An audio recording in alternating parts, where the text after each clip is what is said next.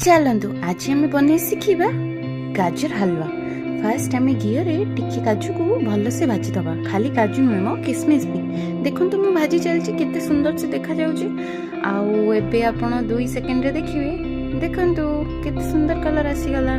काजू भी बहुत टेस्टी देखा देखंतु टिके। एबे मु ऑलरेडी गाजर कोरिकी रखी देइछि, आपण माने निजे निजे कोरि नेबे। घी रे गाजर गुडा को सब पकेइबा।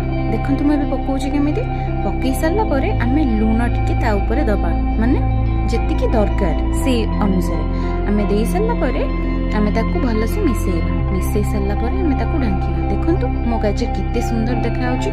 आ याकू 2-3 मिनिट पर आमे पुणी चेक करिया केमिति देखा होछि।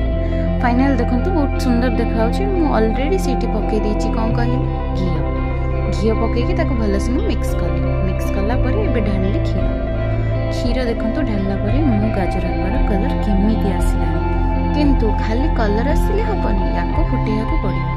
तो एबे हमें ताको मिक्स करी करी चलीबा। आ ये जते पर्यंत न बनी जे हमें ताको एमति मिक्स करथबा और फुटोथबा भलसे। देखंतु केते सुंदर सुंदर से कलर देखा गलानी, केते यम्मी देखा होची। खाली एतिकी करदेले हबनी, आपण या परे कोन करिवे जानिचंती अमूल टिके पकई देबे सो दैट ये टिके बहलिया हे जिवो। खाली बहलिया हबनी ना, बहुत टेस्टी भी लागिबो। थरे ट्राई करंतु एमिति। आ देखो तो फाइनाली मोर पकई की ताको गोली चलची से मिक्स होईची।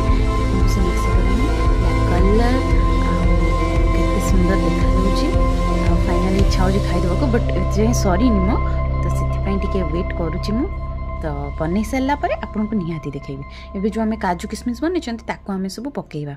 तो फाइनाली मु पकई सारलेनी, आहुरी पकेयर अछि टिके टिके मु पकई चलची। एबे खाली पकेइले हबनी मो, याको आमे टिके फुटेइबा।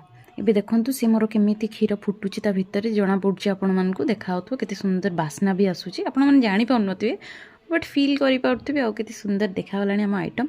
एबे ताको हमें मिक्स करि दबा। देखंतु फाइनली मु मिक्स कर देइची। एबे टाइम मीठा माने चीनी हमर टेस्ट मुताबिक हमें पकेइबा। खाली चीनी पकई देले किछि हबनी मो, ताको हमको गोलिया को पड़िबो। आ फाइनली गोली सरला परे मोर लुक एते सुंदर बनी ही जाइछि। आ आपण माने एमिति बनी सरला परे आपण मानको लुक केमिति आसला कहिबे। आ मु तो एबे भलो से ताको गोली भी देइछि। तो एबे बाढिया पई देखंतु पूरा रेडी।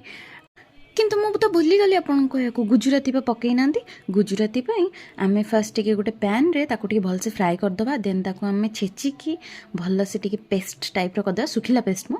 देन आमे ता ऊपर पकेबा। पकई सारला परे सेठी गोळई के आमे बाहर करबा। केते यम्मी देखा जाउची।